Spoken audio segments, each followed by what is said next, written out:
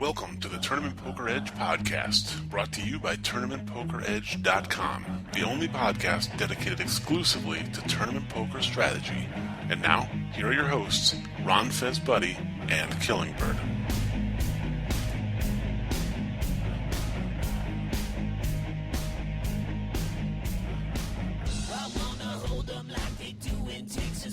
Hey everybody, welcome to the Tournament Poker Edge podcast.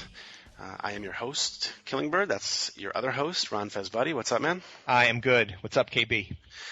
Not too much. Just, excited to be doing another podcast and excited to be doing something other than playing poker because my good streak has come officially to an end. So it's nice to be doing something other than watching my chips go somebody else's way on my computer screen. I am sorry, my friend.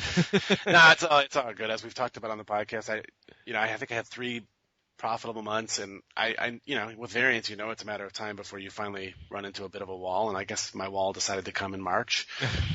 Hopefully I can turn it around in April, so I'm not going to stress it. There you go. That's the right attitude, right? Yeah. It's the only attitude to have, otherwise you got to find a new hobby. Right. So, how about for you? How things been going poker-wise? Pretty good. I've been making a lot of deep runs. I final table bubbled the 20 rebuy last night. During double guarantee week, which I actually didn't spend as much money as I anticipated, because I think I learned a lot from the previous double guarantee week on Full Tilt, where I played like everything and a bunch of everything and spent a lot of money. I made it in the, how they turned the 50-50 into the 50 hundo every night. I took 15th in that. Lost a flip for the chip lead. I think I lost I lost queens to ace king, and that was like huge. I was like 20K first. So no, it's been kind of a downswing, but I feel like I've been playing really good. So I just it didn't come through in the last couple of times. But overall okay. And I didn't spend as much on double guarantee week because I was all set to play this Sunday. And I was going to 6-bullet the 750K, which is now the 2.25. Yeah. And I was excited about that, right? Ready to go with the 6 bullets. And I woke up just puking. And it turned out my son got a stomach virus on Friday night, and he got better Sunday morning, but I was sick on Sunday. Then my daughter got sick on Sunday. And on top of that, my wife was out of town. So I was alone taking care of the kids, and I was going to get I had my babysitter lined up, and she was going to come over and watch the kids while I play and stuff. And I just had to scrap it all. So I really didn't spend that much, which could be a good thing, because I could have spent a lot of money on Sunday, but I didn't because of that. Right. So. Yeah, that was a long day too. I played a bunch that day, and then that was the night that the big dog final tabled the brawl and went deep in the 2.25 million. So it ended up being, I think, I was sitting in front of my computer for close to 18 hours between playing and then sweating him. That was absurd. So for those who don't know, he took 4th in the brawl and he chopped, right? 4-handed, right? Yeah. I think he chopped 5-handed. Chopped 5-handed. And then one more person busted. And he took 4th in the brawl, which had about 10,000 runners. And he finished 22nd in that 2.25K, which had 14,000 runners? Something like that? Some ridiculous number.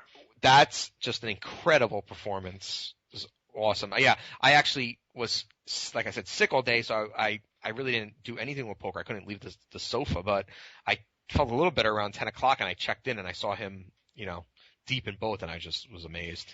Yeah, it was crazy. And I think, if I recall, I think he actually went deep with 3 of his seats in that 2.25 million. Only one of them super deep, but I think he had 2 more still, fairly far into the money. So It was a pretty ridiculous day for him. I think he ended up over 180 grand for the day. So, wow. Not a bad Sunday. Must be nice. Yeah, I saw somebody replied to one of his comments and said something like, "Oh, nothing like making $15,000 an hour," something like that. Yeah, pretty much about right. So. Yeah. So that's unfortunately I missed out on my 170K day. So. Yeah. Well, maybe next weekend. You never know. Cool. And the other thing that I'm kind of doing is gearing up for our little Vegas venture that we're about to go on. We'll be leaving in, I guess, in about a month and a half, heading out there with all the TPE pros and, going to play some events. I won't be playing a full schedule at the World Series, but I'll play a bunch of Venetian events and stuff like that. So right. I think it's going to be a lot of fun. So my plan is to grind a lot through April, but then I think in the early part of May I'll start to take a little bit of a break so I can spend some time with the family and stuff before I leave for Vegas. Right, because we have the TPE house, and so you're going to be there for most of the time, right? Yeah, I'll be there almost the whole summer. I'm coming home for a week for my birthday, but otherwise I'll be there from the end of May through the end of July. Yeah, I'll be there, I think, like one of the early weeks, or one of the middle weeks, or one of the later weeks. Definitely coming in for the workshop. That I'm really excited about. So, really excited about coming in for that. I love just spending a full day, like talking about poker in detail and theoretical and as well as hand reviews and stuff. So, of course I'm going to do a podcast on poker, right?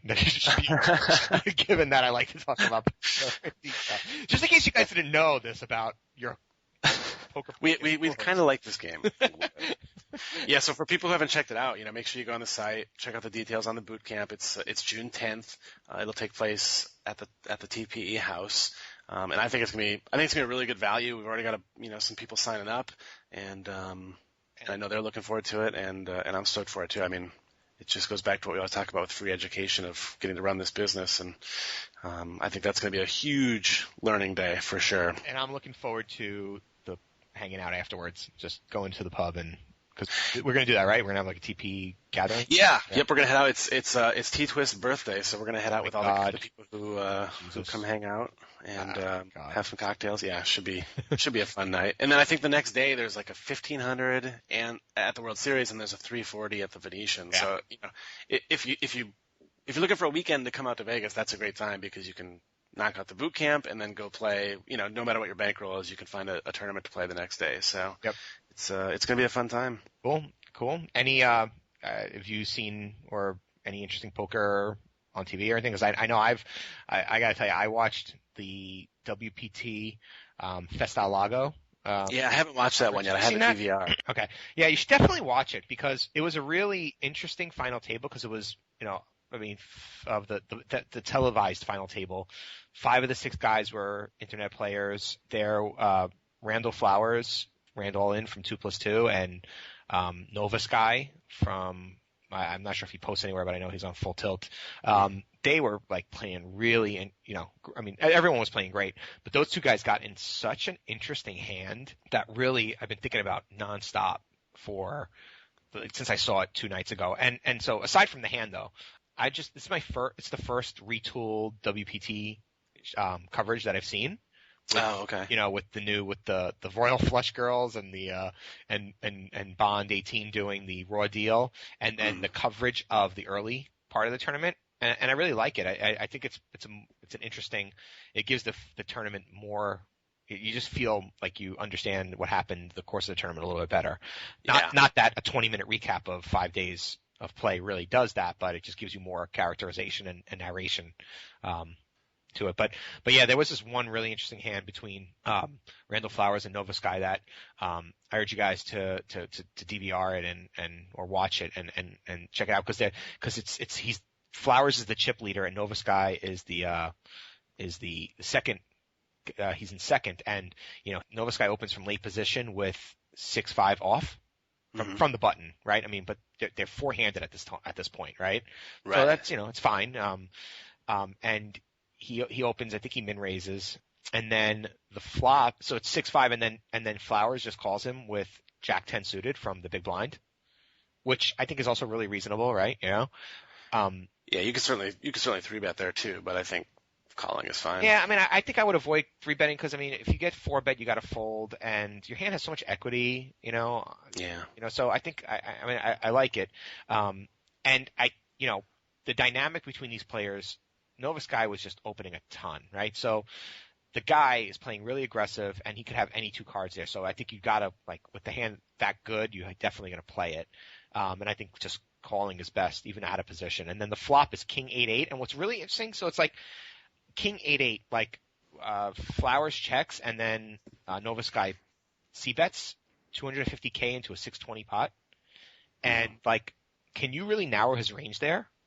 Not at all, right? Yeah, not really. I mean, King 8-8, the guy is going to be c-betting 100% of the time.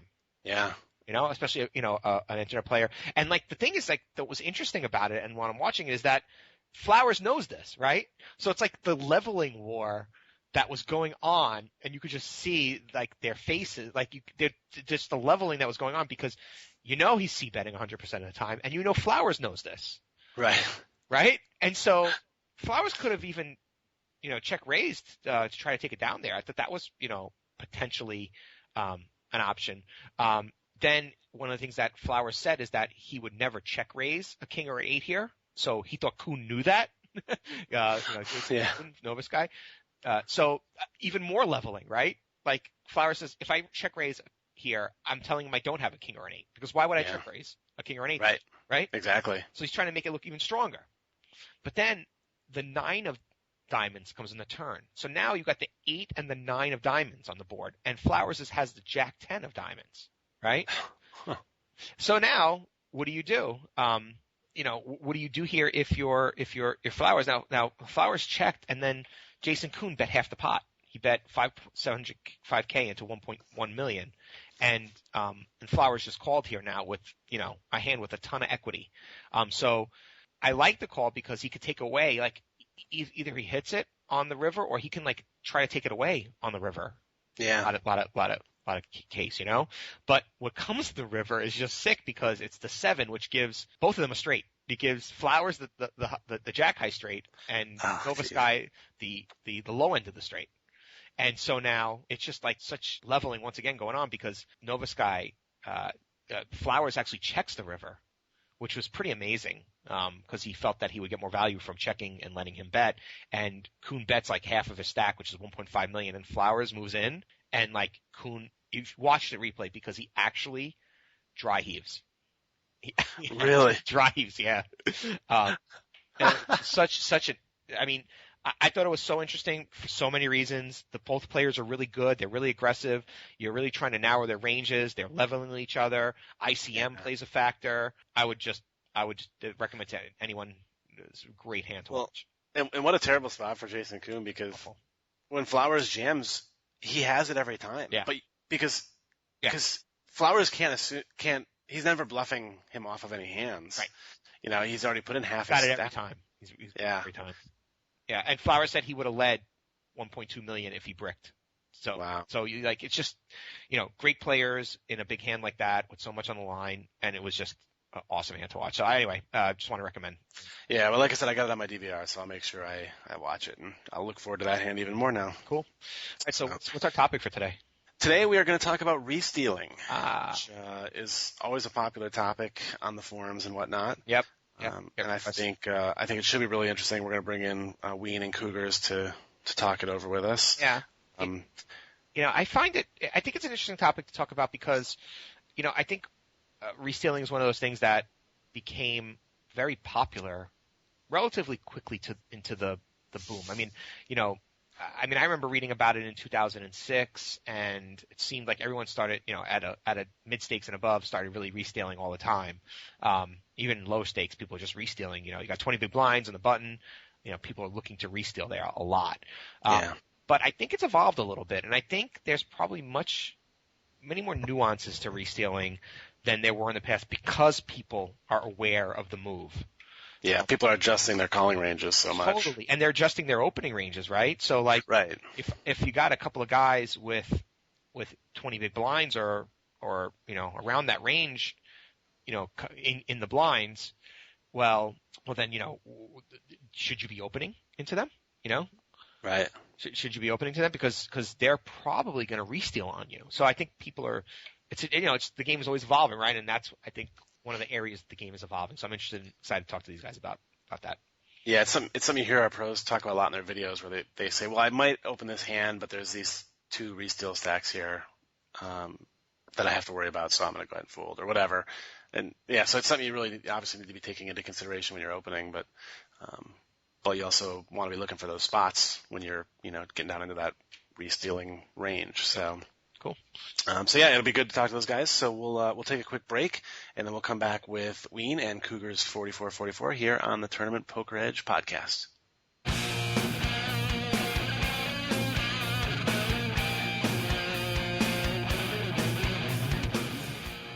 TTers, this is Casey Big Dog Pocket Fives Jarzabek from TournamentPokerEdge.com. If you've been looking for a trading site dedicated exclusively to tournament poker, then look no further. Tournament Poker Edge is only $23.95 per month, with no initial sign-up fee, and we post a new training video every weekday. You'll also find poker-related articles, blogs, and very active strategy forums. We even offer you the ability to upload your own video for others to discuss. So head on over to TournamentPokerEdge.com and find out why it's quickly becoming the destination for tournament poker players looking to take their game to the next level. TournamentPokerEdge.com.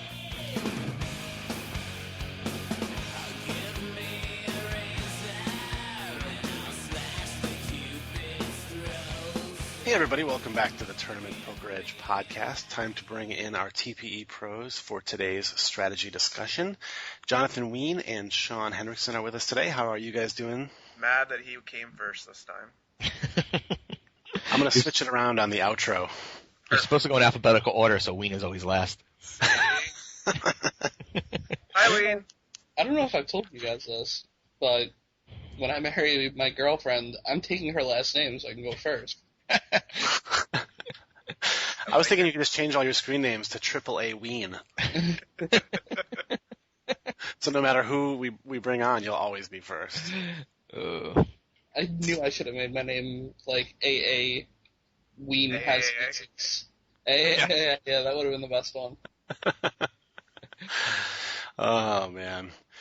So let's talk a little bit about today's strategy topic, which is restealing. Okay, guys. So, all right. So, we're clearly talking about restealing today, and where we are is we're wondering. I think a lot of our listeners and the general tournament poker playing population out there is familiar with restealing at this point. Just reading Harrington on Hold'em years ago, or if you're keeping up at all, you probably have restealing in your arsenal. But what we wanted to talk about was how has it evolved? Is it still mathematically as profitable as it was before? If the game has changed and players' perceptions have changed, how should we be changing? And we just want to kind of cover some standard spots I know that I still have some questions about restealing when my stacks are at a certain point and the opener is from a certain point and my hands are, specific types of hands. Are you saying you choose when to 3-bet based on where the opener's from? I thought not location wise. I thought that was what you were getting I thought at. for sure he was going to be like, yeah, if it's a Brazilian guy, I can't really 3-bet much wider than. That's what I thought he was getting at too. I was saying, wow. I know. If it's a Brazilian guy, shouldn't we be 3? Always. I mean, I think twice. I think it's racist, but. Rayos just canceled his subscription. Thanks, Wein. All right, so that's Wein's lost member for the week. We give Wein an allowance of one lost member a week. So what we wanted to kind of discuss was just the type of situations 3-bet. So let's just start with what people know about restealing. Everyone knows that if you're in the big blind or even a lot of times the small blind and someone from late position opens into you and you have I guess the general range is, between 16 and 25, maybe 16 and 23 big blinds. That's a good spot for resteal with a lot of hands in your range.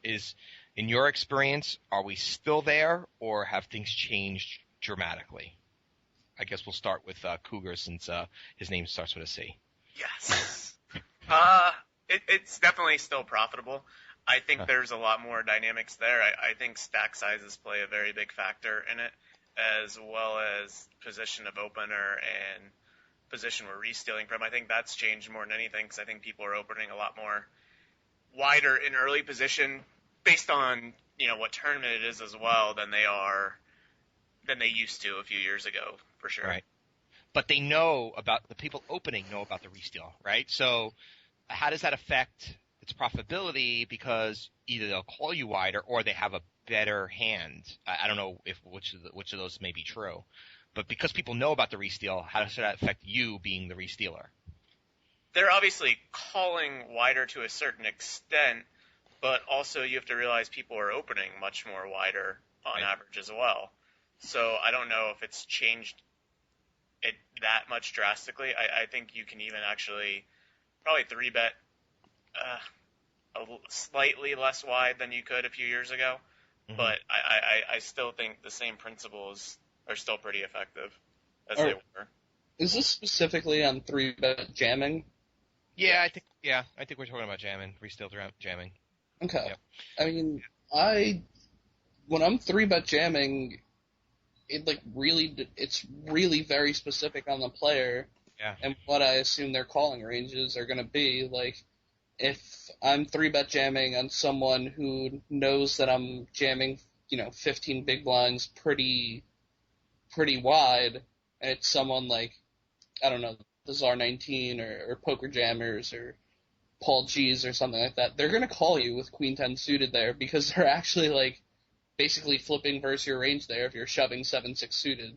Right. So if that's the case, I'm probably 3-bet jamming, something that has decent equity against their calling range because I assume with 15 big blinds I'm being called against them.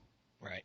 So I guess the lesson here is that with many things poker these days, there are no – I mean, there's always never been any hard set rules on things like this, but because people are more aware and there's people more sophisticated, the reads really do have a lot to do with what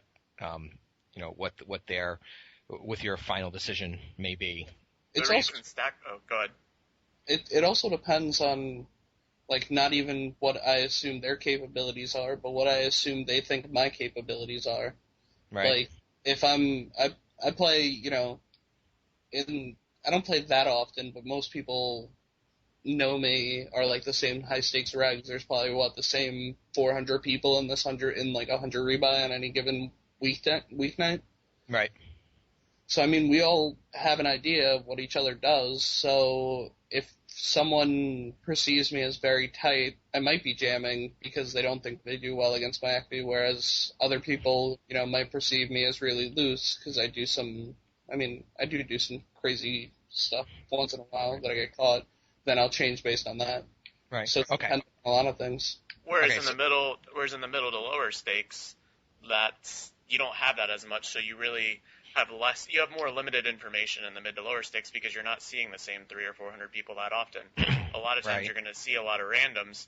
So I think until they show otherwise, you have to really base a lot of your things off of their opening position, their stack size, and what you've seen them do before. Something that I do a lot more now is I take notes on when people aren't stack size aware at all. Yeah. Yeah, that's a good point. If you see somebody open from, the cutoff into 3 12 big blind stacks and they fold to a shove, well, obviously they're not stack size aware because they're opening, and you have to expect one of those 3 stacks is more than likely going to shove on you a pretty large majority of the time. So you have to be willing to open and call there because you're getting such a good price. Yeah, I actually take a note, does not understand stack sizes. That's like one of my common notes because that's a great person to know that they don't have that skill. Okay. I usually take a note, plays like KB. I would have never opened in the first place. Well, you had the lobby covering, so. Right. All right, so then, Cougars, you were actually going to where the question I kind of wanted to ask you. So, because smaller stakes does not have the repetition of the players all the time, and I know there's no rules straightforward, but what type of situation should we start to be, should we expect that Resteals are going to be in our arsenal in terms of, the obvious, you're someone opening on a button and you're in the big blind. Is it, to what range out there in terms of position would you? What range of stack sizes or what range of hands? I mean, when you have 22 big blinds and someone opens from early position and they're a moderately aggressive player, are you looking to Resteal at that point, or are you just saying, well, that's way too early position? I guess that's the first question, sort of positions to look at. So let's start with that. If they're moderately aggressive, so, just a little bit more aggressive than your average tag, or, I mean, how? Yeah, that's a good way to. I just, I'm not Restealing super light there. I think, especially in the mid to lower stakes, you're going to be able to find much more profitable spots to be able to get your chips in good for sure. Because whenever you get called there, I mean, if you're reshoving, I don't know, Jack 10, and, a lot of times they're going to be opening with their bigger pairs, and I just don't know how profitable it's going to be. So I'm probably not looking with a 22 big blind stack to be reshoving against, the early position openers. I'm more than likely looking to do it against middle position openers, late position openers, more so than, early position, unless they've given me a reason otherwise, like they're constantly opening from early position, and I've taken notice of that. Okay. And then what about in terms of your stack size? And let's just assume the villain has you covered. In terms of your stack size, if someone from the hijack cutoff or button opens and you're in the big blind, what's the stack size you start? What stack size is too much to just do a straight up resteal with something that doesn't have, you're not shoving for value, and what's too small of a stack size generally? So I understand. I mean, usually anywhere, it still is opponent based, but, a lot of times anything under 14 big blinds, they're going to be getting a really, really good price, and they, should be calling with just about, any two cards that they're opening, capable of opening with. Not always, but most of the time. So anywhere in the, 14, 15 to the 21, 22 big blind range, I think is a good stack size to be 3-bet shoving. Because if you get, above that, you kind of want to be 3-bet calling or, 3-betting for value there, right? More or less. Because your equity, your equity isn't as high because when you lose too much. Yeah, exactly. Right. Okay. Fair enough. Okay. Yeah. All right. So I know, Derek, you don't resteal ever, but if you did, if you ever entertained it, what considerations do you have for these guys?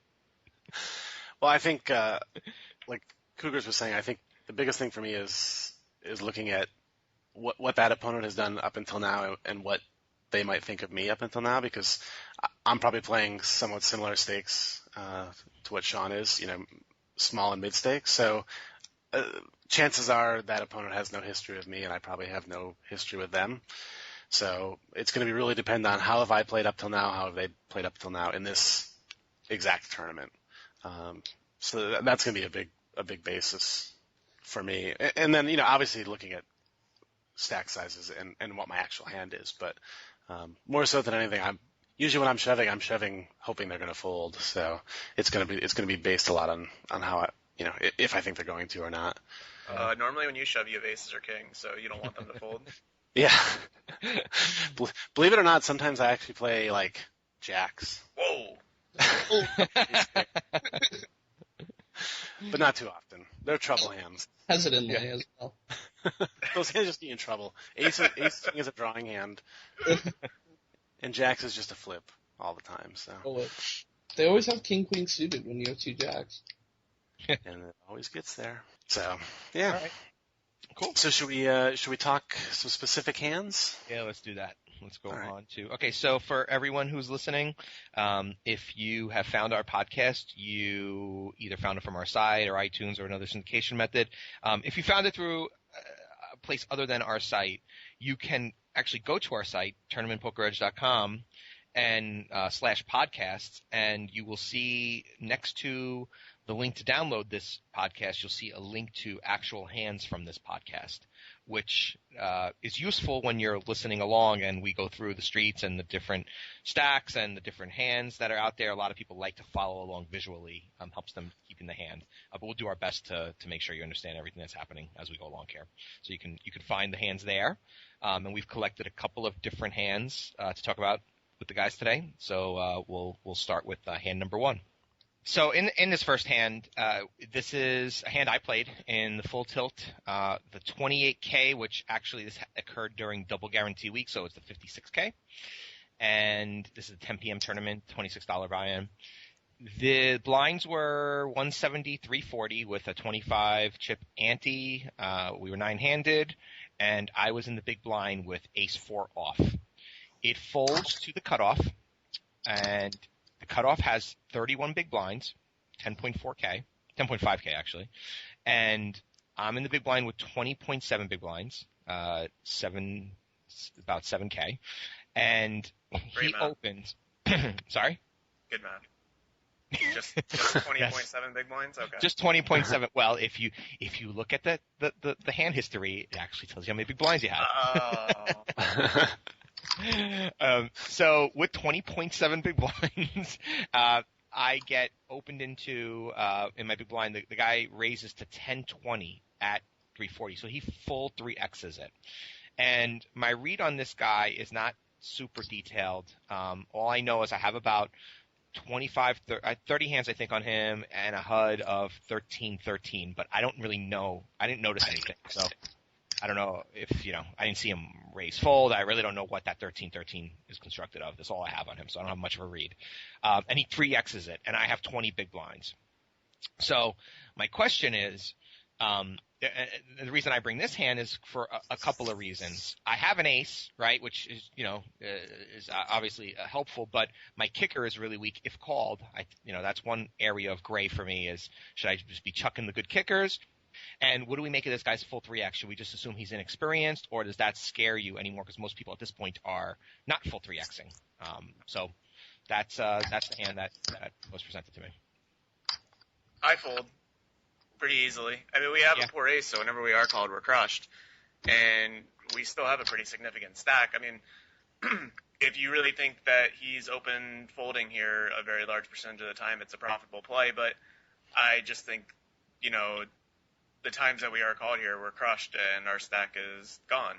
And we still have 21 big blinds. It's not like we're in, have to re-steal chip up mode. I mean, yes, we're getting close to that, but we still, I think, can find a better spot than this. Just ace-4 just plays so badly against his calling range. We're just going to be in big trouble. All right. Hey, have you guys seen my cell phone? What? Huh? Oh, sorry. Yeah, no, I fold there. The only thing that kind of makes me want to jam there is that I don't really give people credit for knowing the difference between a 3x and a 2.5x. I mean, we really don't have a lot of information, but it's an extra big blind to steal that he's full 3xing it. I think generally people like 3x on the button when they don't want to get called. They're like, if I full 3x it, the blinds aren't going to re-steal nearly as much, so let's do that. But 4x they never fold, right? I mean, 4x is jacks. 4x is jacks all the time. It is. Yeah, and so I did fold, and I agree with the analysis. I didn't run the math recently. I think I did the math when this happened, but I think it's a plus EV shove, but it probably is. It's very high. It is. Yeah, I mean, I could see that. Exactly. So when you run the math, when you're probably only called, I don't know, maybe 25% of the time, at maybe 33% of the time, but when you are called, you bust so much. So even though it's plus EV, I like to look at that when I, figure what's my risk of busting out here. And I just think it's going to be ace 10, ace 9, ace jack, or ace 7 even. And then we start to get the hands I probably chop with. But I did fold for the reasons that you guys stated. So that's kind of the concept I wanted to bring out here with this hand is, in this spot it's probably plus EV, but it's way high variance and probably better spots. I think is what we're kind of deciding here, right? Completely. Is there a change to Diego's stack that would make this an easy shove? Like if he had less chips? Good question. I don't think so. Yeah. I mean, it seems like shoving more chips would be like extremely suicidal and spewy. Very spewy, and less chips you're getting called more likely, and right. We really don't, especially with him 3xing. If I had 30 bigs or maybe a little more, could I 3-bet fold because I have a blocker to a lot of hands that he's going to want to play with? I thought this was just on 3-bet shoving. Remember? I know you like to live in a little box, Wein, but come on, let's think creatively here, buddy. Not my apartment. I mean, it's 1,200 square feet. That's not bad for an apartment. I mean, it's nice. 2 full baths. I'm sorry, are we off topic? I apologize for calling your apartment a box. No, I mean, I guess one option, and I know it's off the topic, but would you consider a light 3-bet? I mean, I consider this a light 3-bet if I 3-bet here because I have a blocker to a lot of his good hands, and he could potentially fold if I have some more chips. Would that enter your mind that this, maybe 30 big blinds or something? I mean, let it go. Too fancy. I think if, based on how aggressive poker is today, I'm like 3-betting knowing that I'm calling 4-bet shoves because people 4-bet shove so late these days. Mm-hmm. Like, every single time I 3-bet, I expect to get 4-bet shoved against any random because they're just, like, so over-the-top aggressive. I saw it in the 750K that I was playing yesterday. I guess it was the 1.5 million, like, far too often with people, like, 4-betting and 5-betting, like, far, far too light. So I would generally be, like, having a range that I would want to be called with when I'm 3-betting with that stack. I know it's exploitable, but against a random, I think it's a better idea. Especially in a $26 with double guarantees week, and people probably have a million tables up. They're probably not thinking about it that in-depthly. Got it. Yeah. Got it. Yeah, that's probably actually a good thing to take into consideration if we make an assumption that this villain is playing a bunch of tables like you probably were. He might not just be opening any random hand from the cutoff. His hand range might be a little stronger than normal because he's multi-tabling so much or something. Right. And he may have looked at the stack sizes behind and go, okay, well, there's 2 that I can raise fold to and 2 that I have to raise call, so I'm going to go ahead and raise and call off against the 220 big blind stack, or a 20.7 and an 18.2 big blind stack, and maybe he's going to raise fold or 4-bet to the other 2 stacks. Right. Yeah. Sorry, there's only 3 behind. Under the gun was at the bottom, and I got confused, so my fault. I think Sean touches on something really important there with when someone is opening, if you think they're on like a decent level, they have taken into account the stacks behind them and what they're going to do. Right. I mean, it's hard to tell in a $26, but I know whenever I'm opening, I'm always looking at the stacks behind and figuring out what I'm going to do if they 3-bet shove me, if I'm calling or folding, and then whether or not to open or not. Yeah, you go through, like, if you're in the cutoff there, you think about the button, the small blind, and the big blind, and what they're going to do, and if they're, like, all going to shove on you and you have to fold to all of them, you're probably just folding to begin with, correct? Right. Your marginal hands. Yeah, so, I mean, I always look at everything before That's a great point. That is a great point. Something for us to keep in mind is what stacks are they opening into? Excellent point. Yep. Cool. Okay. Cool. All right. So the next hand, hand number 2, is actually from the TPE forum strategy section, and this is a hand played by member Mr. GJ. Has a decent amount of posts at TPE, and he's playing an $8 on full tilt.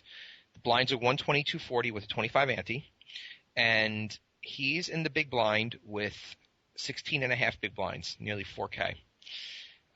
It's folded to MP1, who has a pretty decent stack, 9K for nearly 38 big blinds. 37.6. 37.6 to be exact.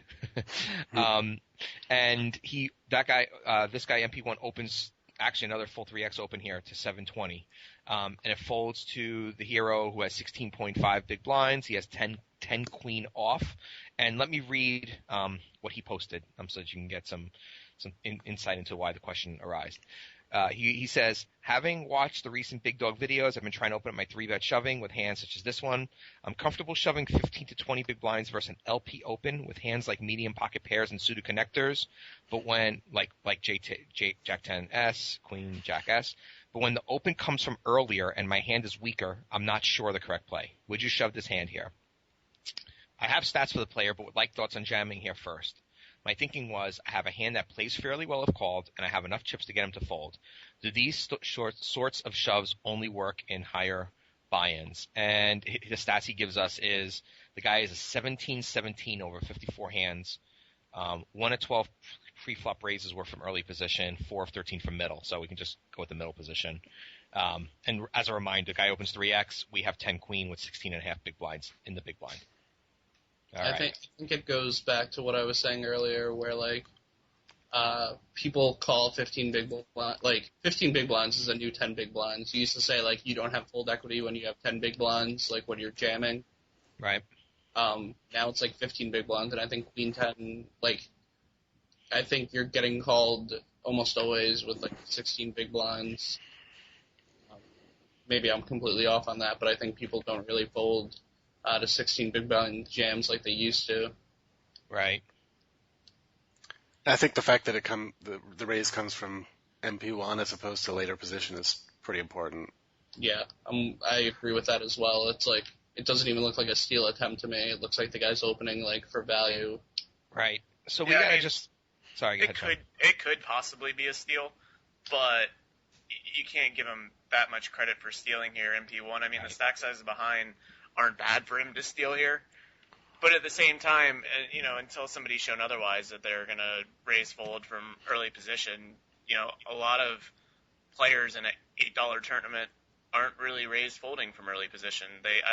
I don't know if the early position steal has really made its way, down there yet. Right. At least I haven't seen it that often. Usually in the lower stakes when people are open from early position, they got a hand. Right. They might not be able to call a shove, but they're raising for value. They're not just raising as a complete steal most of the time. Yeah, like, could he have King Jack suited here and like And be fold. open for value and fold? Sure, but like, I mean, it's not as likely to be a steal as it would be if he's opening from the cutoff or the button that would make it closer. What hand value would you want to shove here with? Assuming, not aces or kings or whatever, but like, Something I know I'm getting close with. yeah, right. So jacks and maybe is king queen a shove too? I mean, I guess I'd probably shove nines plus here just because like I'm ahead of the opening range of that Right. guy. I might even shove eights. Yeah, eights would probably be my cutoff, and then Yeah. like King, queen. I don't know if I shove king queen. I probably don't take that risk to my stack. It sounds like a bit of high variance play. I think It's so pretty though. I'd probably shove it if it's suited. I don't. I'd probably wait for a better spot. Maybe like ace queen or like ace. I don't even know if ace jack suited's a part of my range there. It's a Right. pretty tight range with 16 big blinds. Yeah, and so we don't, we have the guy's stats are relatively aggressive, but I mean, I guess not 17-17. I guess he's kind of okay. He's not either way too much, but we just have no evidence that this is light, and the standard factors that we do have don't tip us to it anyway. He's not from late position, or we don't really have a great hand, so we probably just want to let this one go and look for a better spot. Do we know Yeah. where it's from, Diego? We know he's from MP1 land. He's from Is that your MP-istan. Brazil? Is that in Brazil? Or? And Cougars, you might be able to tell me how you feel about this, but at the $8 buy-in level and probably below and maybe even slightly above, I don't read too much into a 3x open. No, I Either don't way. either. You can't really get a whole lot off of that. I mean, Yeah, there's some people that open to 5x and 6x. I mean, there really is just no telling. Yeah, I think when you start to get to 26 and above, you can maybe start to use that as some sort of indicator. But I think Yeah. at the small stakes, lower buy-in stuff, I don't know if it means much. There's a lot of people playing who just see on TV that people raise to 3x, or they've only read Harrington on Hold'em and they haven't read newer books and stuff, and Yeah, they just think 3x is what you do. So exactly. They don't know any way otherwise. Yeah, Yeah. I agree with that. Okay, cool. All right, let's move on to the next hand. Okay, so the next hand is actually one that Killingbird played, so I'll hand it over to you, KB. cool. All right, this is a hand actually from the Full Tilt Daily Dollar, so a little low buy-in action to look at. We're pretty deep. It's the blinds are 1,000, 2,000 with a 250 ante. I'm in the big blind with 17.1 big blinds. And to give a little history, the villain in this hand, who is in the small blind, had actually, I would say, had raised my big blind every time I folded to him. It probably wasn't every time, but it was pretty darn close. So basically, when this hand was dealt, I had sort of decided already that I was going to jam on him if he opened on me again. So unfortunately, when the cards were dealt, I ended up with 7-9 offsuit. But in the spirit of sticking with my plan, it folded around to the small blind, who has 29.5 big blinds. He raises to 45-55, so a little over a min raise. And I decide to go ahead and jam my 7-9 offsuit. So I'm curious to know what you guys think in terms of stacks in this hand. Like, I guess my stack is pretty much perfect for doing this with, but should I have reevaluated my plan and not gone with the 7-9 offsuit, or do you feel like because of the frequency that he's been opening that I can just jam any 2 cards there and hopefully get a fold? I mean, I get what you're saying. Like, you when you're like forming a plan, you want to stick to it and not chicken out. I think Big Dog wrote an article about that, and that's what you were referencing. But I think you need to evaluate what happens before you make the plan. Like, I don't know. I mean, I just think it's bad. I don't know what else to say. Yeah. Like, I get what you're saying about how, like, if he's opening any 2, he might be folding a decent percentage of the time. I also think you still have 17 big blinds. It's a bit high variance. If you get called, you're always crushed. And, I just probably wouldn't do it. Right. Did you not give him any credit for being stack size aware at all, or do you think he was stack size aware and super aggro? I think I didn't give him a lot of credit for it now. I just kind of thought, here's a guy who's super aggro, and it's a $1 tournament, so I kind of felt like He may just not have cared. I think he was probably just like, well, it's folded to me again. I guess I'll just raise because this guy keeps folding over and over again. And I think I've been, we make fun of me often for being nitty, and I think I probably am on the nittier side of all of us. So I think I've been looking for spots to get more aggressive, and I think sometimes, and this is probably a case where I just forced the issue a little bit too much. Yeah, I mean, I definitely think you probably could have found a better spot here. I mean, I completely understand your reasoning. I would have probably wanted a slightly stronger hand here because I think we're getting called a good percentage of the time. So, I mean, you have to figure I guess he could be raise folding here a decent amount, but if he's, I mean, it is a $1 tournament, so it's hard to give people too much credit, but if he is stack size aware at all, he has to think that you're going to be shoving a good percentage of the time on him, and he's going to raise calling. What was that? Oh, Wein dressing up like a puppy again? Oh, my.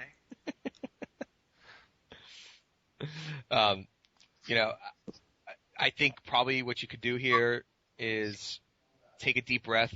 I don't know, check the lobby a couple times, just yourself, cool it off. No, I'm just kidding.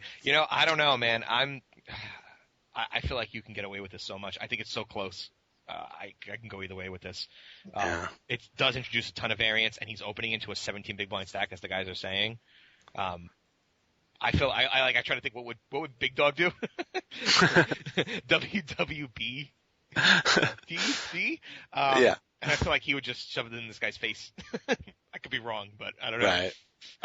So I don't know. Well, I think maybe the lesson is that maybe instead of saying, if this guy opens again, I'm shoving, I should have said, if I have any kind of halfway decent hand and he opens again, I'm shoving. So if if I get the like Jack 10 suited or something, maybe it's like better. Your equity with 7-9 against his calling range is going to be not too far off from Jack 10 and Queen Jack. I mean it's probably better than like anything with a Queen or a Jack in it, to be honest. Right. Yeah, that's a good point. So it's it's not like 7-9 is it looks uglier, but the equity for it is not going to be that much worse. Could be better than a weak. It's better than a weak ace, probably. Yeah. Yeah, it's a good point. Yeah, I mean, like I said, I think it's probably close mathematically. Probably was something worth considering is that the players in this tournament are probably poor enough that I could probably exploit my skill edge a little bit more later. Or maybe I don't have a skill edge if I'm shoving 7-9 offsuit. Yeah, I mean, it's a very high variance play, and I think that your skill edge would be able to shine. But also, doesn't this tournament run at night, and this might have been your last one and ready to go to bed or something? Yeah, that's certainly possible, especially this deep. It was probably pretty late. And this is your last one of the night, and you're like, let's gamble or go to sleep. Yeah. That's really possible. Wouldn't be the first time. So. All right, so I think on this one there's no clearance. I think we're leaning towards a fold here, but once again, it just brings up brings to the front the situational aspect of a lot of these things, where 7-9 off is actually even being considered because of the situation at hand, and you really have to think of the situation. And what's funny about that is that it shows you poker really is a skill game because, your ability to assess the situation and make the right decision is where the edge of the best players come from. And Absolutely. being able to look at all these factors instead of just, being a robot and just, following a chart.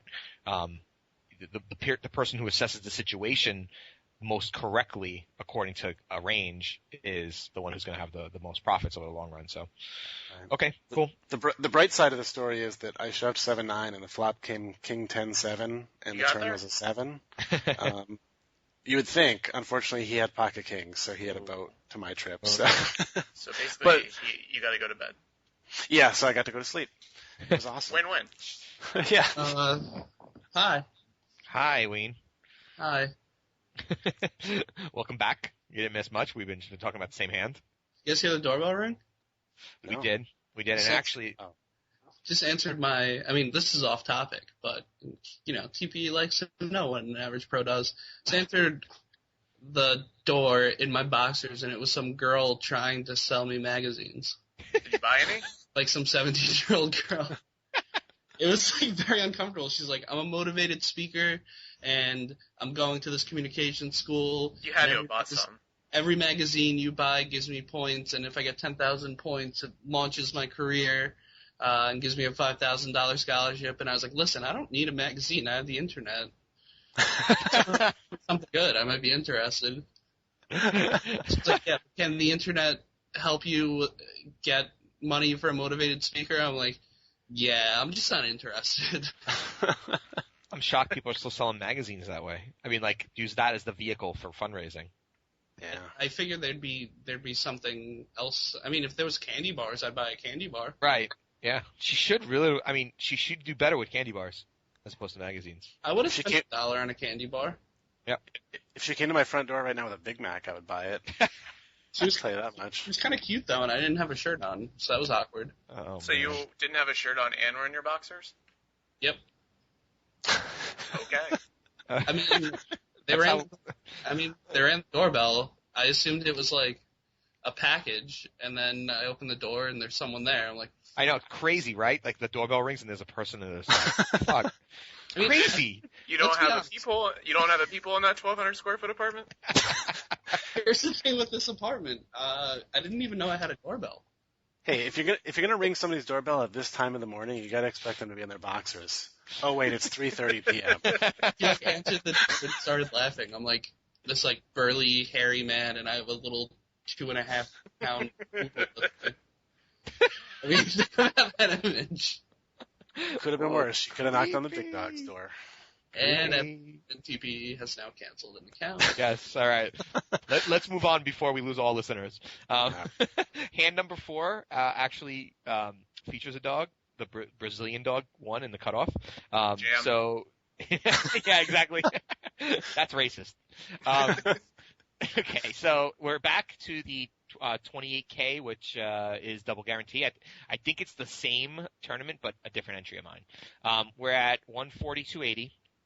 Ante is at 25, and it folds to the cutoff. Brazilian dog won, who has a big stack. He's got 12K approximately, which is 44 big blinds, and I am in the big blind with 17 big blinds, about 4,800, and I have ace-6 suited. He raises from the cutoff. He min raises to 560. So we have a kind of different situation here. We have guy in late position.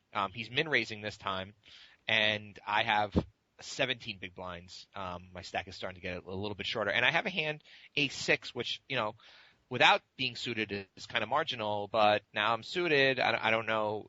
I don't know what you guys think, but I found this one to be a little bit more questionable what to do. Well, the thing with this is, and it goes back to what we talked about earlier, is look at the stack sizes he's raising into. An 18 big blind stack, 21 big blind stack, and a 17 big blind stack. I mean, maybe he isn't stack size aware at all, but you have to, you expect that giving him somewhat credit for knowing what's going on. He's looking at the stack size he's raising into. He's probably going to get reshoved on by one of those 3 stacks. So he should be tightening his opening range here. So therefore, you should be tightening your reshoving range as well. But he's Brazilian. That's true. I'm not even making a joke. That's the only information I have is that I don't have any reads on this guy, but I know he's from Brazil, which we joke, but yes, they're considered to be more aggressive, and they generally are. So if we take that as the read, what's the point then? Yeah, no, I was going to say exactly what Cougar said about the stack sizes. I think that's a very good point. I mean, the fact that he is Brazilian. But is he actually Brazilian, or did he just put Brazilian I don't know. on his name to level? I don't know. Honestly, I don't know. I don't remember if I looked or not. Name and see what country it's from. I don't know if I did that in at the time, but yes, that's probably what I should do. Right. Okay. Yeah, no, I mean, it's very read dependent. Did we have HUD stats on him? I don't think I had anything of significance. Man. It's close, right? It really depends on what. It's really very read dependent. I'd probably jam. Yeah. I mean, as awful as it sounds, it is like Brazilian players are just so aggressive that I think that would be my like deciding factor. Like, I don't want to get called because if I'm called, I'm crushed, like we said before. But I just don't know how often he calls. Like, having 17 big blinds, you do have some fold equity, and if he's opening like 10-4 offsuit, which we've seen Rayos do before. Right. What the hell? I mean, from cutoff, I open up 10-4. I mean, and not into these stacks, because as you guys said, that's definitely something to be aware of. But well, if you could sneak through 10-4 as easily as you can sneak through Jack. I mean, if it's going to work, it's going to work. Couldn't there also be something said for these stack sizes making it better to shove on the race, because you guys need to pick up a hand and you're like pretty sure you're being called when you're 3-bet shoving based on those stacks. So, if like, we think he's at that level. If we think he's thinking at that level. It's a $26 still, so. You don't know. That's true. But we don't know, so we can't make that assumption. You just don't know. Yeah, I can say that this is the kind of hand I would probably shove. I'm not saying it's right or wrong. I'm just like, when I looked at this hand initially, I was like, yeah, I would almost definitely jam this. But I think Cougar's point about the stack sizes that this guy is raising into is a really good point. And unless he's done something to make us think he's not stack size aware, then I think we probably have to assume that he is. And maybe it ends up being a fold as a result. But I think it's close. It's close. That's why every hand we've picked has I think been a fold so far, but very close, and which is the reason why we picked it is because they seem marginal. But also, you can't just autopilot shove an ace is what we're kind of learning here. You have to think about the situation, and I think picking up from you guys, looking at the stack sizes someone is opening into, is something that I don't think everyone does, and it's super important. So it's a really good tip. I did shove, and he had king queen, and we both got there on the flop, but I got there with a 6, and he got there with a king. So yeah, I was thinking this is the first hand we've looked at where it's really very close, and I wouldn't mind either. I think like we're trying to avoid high variance spots because our skill in open shoving is much better, where we want to take advantage of that, and that's why we don't take these spots. But I think this spot, was very, very close. Yeah. Okay. Cool. Okay. Well, that's our hands for today. Yep. Let's wrap it up with that one. I want to thank Wein and Cougars for stopping in. Really appreciate it, guys. Thank you, guys. On, buddy. Leave it off. We'll start the webcam up. Cool. Well, thanks again, guys, and we will take a quick break and then be back here on the Tournament Poker Edge podcast.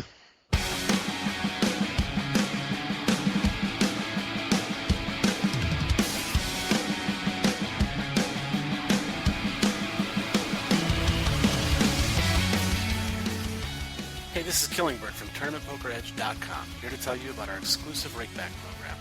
Tournament Poker Edge offers up to 40% rakeback on sites such as Full Tilt Poker, Absolute Poker, Ultimate Bet, and Cake Poker.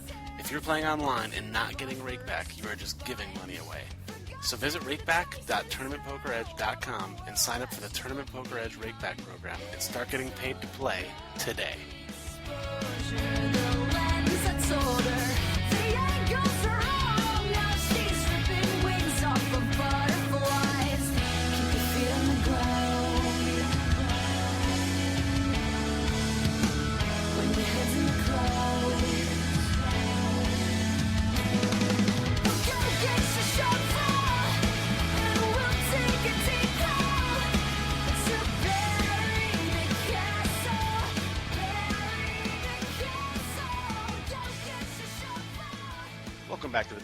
Poker Edge podcast. Thanks once again to Cougars and Wein for coming in and talking a bit of strategy with us. Always good to have those guys in the studio to talk to us. Definitely. So what did you think of the conversation today? What were some takeaways for you? Hey, I thought it was pretty much it's kind of where I thought it was going to go, where there really is a lot more to consider, the factors, the table, what's happening at the table, and what's happening with the specific opponents when you decide to make a resteal. You can't just look at your stack and say go. You have to use the information given to you to make good decisions. Because we saw in your 9-7 hand that, depending on what we think this guy's going to do, it's a extremely profitable or a very unprofitable shove. Right. And I wasn't joking when I said that's where poker is the skill game, right? Being able to take that information and in a short time frame turn it into a decision accurately. I think that's where the edges come from, and that's what you have to work on. So I've been trying to like I think we talked about, it's a running theme. I've been trying to pay more attention at the tables and think more about what my opponents are doing, what they have, as opposed to just kind of follow, whatever pre-described 20 big blind shove strategy. Right.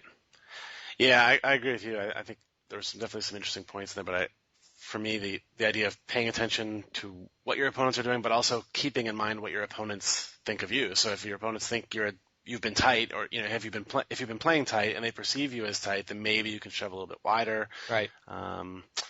But if you've jammed over somebody 3 or 4 times, then you obviously have to start tightening up that resteal range at some point a little bit. Yep. So I thought both of those were sort of interesting dynamics. I think I tend to think more just in terms of hands sometimes. Mm-hmm. Like, well, I have this hand and it seems like a pretty good hand to resteal with, so right. I'll do it. But I think, like you said, you got to start paying a little bit more attention to the dynamics at the table. And the good thing is that, sometimes it's hard to watch table dynamics when you're multi-tabling, but a lot of times when you get to that resteal mode, you've shed some tables, so you hopefully are able to pay a little bit more attention, and can use that information. And of course, you might have the information in your HUD and stuff too, but you don't always want to rely just on that, like Wein was talking about. So but yeah, definitely a really good conversation. I definitely enjoyed it. Yeah, me too. Yeah, it's definitely going to take some stuff away from that. So it's cool for those guys to come in and talk to us about that. Absolutely. So let's talk a little bit about what's going on over at Tournament Poker Edge this week. So Sean has a series that's currently running. It is by popular request. They asked for a bankroll builder series the members asked for a bankroll builder series on the 3 rebuy 180-man turbos on PokerStars. Yeah. Which are an awesome bankroll builder, I think. Still a lot of soft spots there. And he's running a series right now which people are loving, really highly rated. So I think that might have been the most requested tournament that people have asked to see. Yeah, it's pretty interesting. It was definitely one where everyone was asking for. I'm glad we were able to turn it around so quickly for him. Yeah, totally. Yeah, and another Sunday Million replay review I did with Wein. That's running. Panda tournament, Panda Live Sweat is running, and there is a Pierre from last podcast. We're reviewing his hand history as a thank you.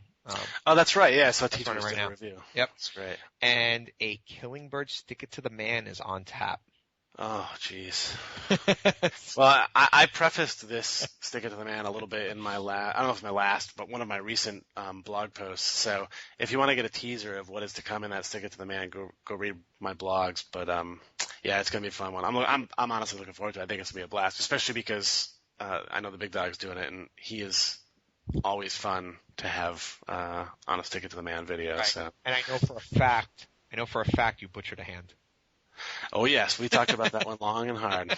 I know for a fact that you butchered a hand, and so I will get sweet revenge.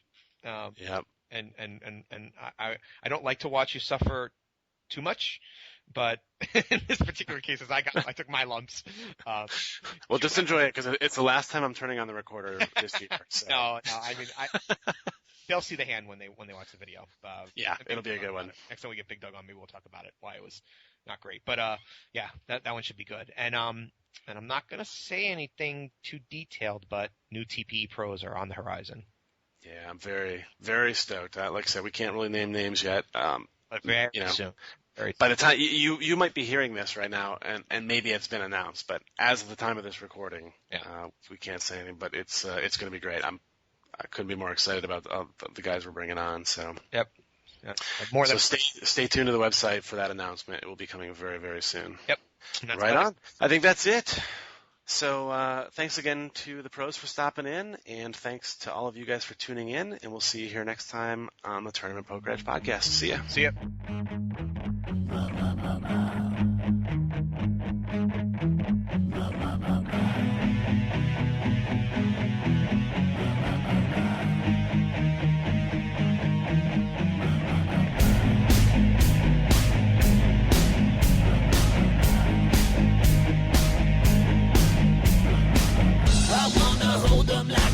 In Texas, please.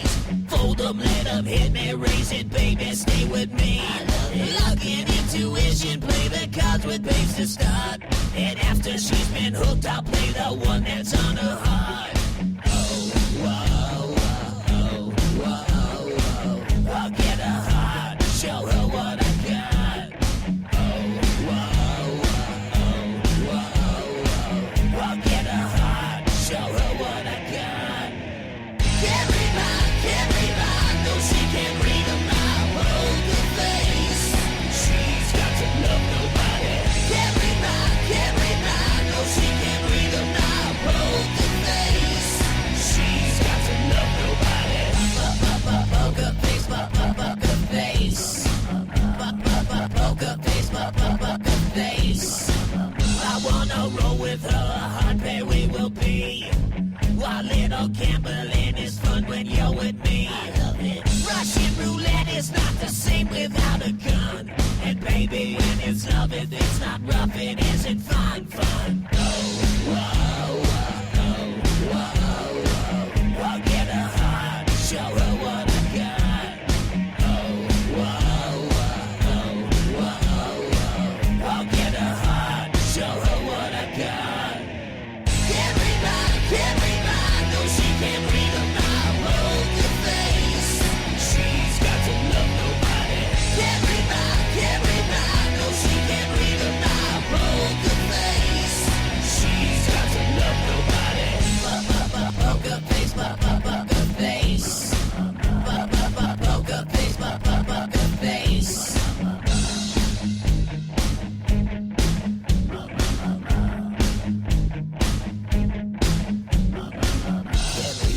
Can't read mine, no, she can't read my poker face. She's got to love nobody. Can't read mine,